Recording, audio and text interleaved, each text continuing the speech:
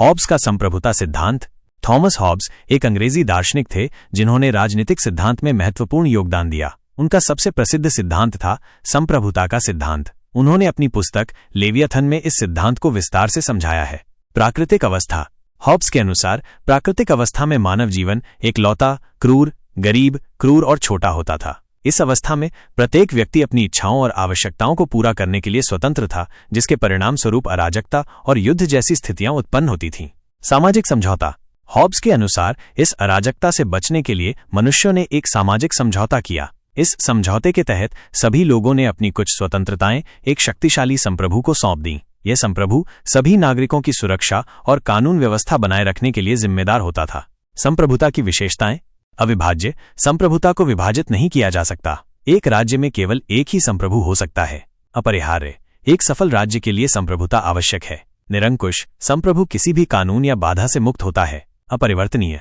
एक बार स्थापित हो जाने के बाद संप्रभु को बदला नहीं जा सकता। संप्रभु का कार्य।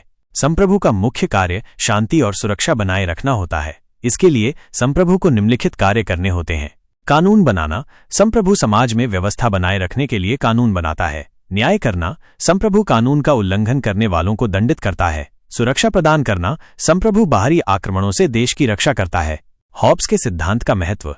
हॉब्स का संप्रभुता सिद्धांत राजनीतिक सिद्धांत के विकास में एक महत्वपूर्ण मील का पत्थर था। उन्होंने राज्य की उत्पत्ति और प्रकृति को समझने के लिए एक नया दृष्टिकोण प्रस्तुत किया। हालांकि उनके सिद्धांत की आलोचना भी की गई है, क्योंकि इसमें व्यक्तिगत स्वतंत्रता को कम करके आंका गया है।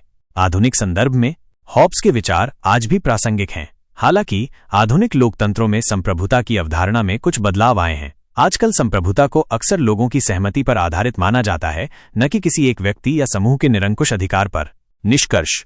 हॉब्स का संप्रभुता सिद्धांत राजनीतिक सिद्धांत का एक महत्वपूर्ण हिस्सा है। ये सिद्धांत हमें राज्य की उत्पत्ति और प्रकृति को समझने में मदद करता है। हालांकि इस सिद्धांत की अपनी सीमाएं हैं और इसे आधुनिक संदर्भ में पुनर्विचार करने की आवश्यकता है। क्या आप हॉब्स के सिद्धांत के किसी अन्य पहलू के बारे में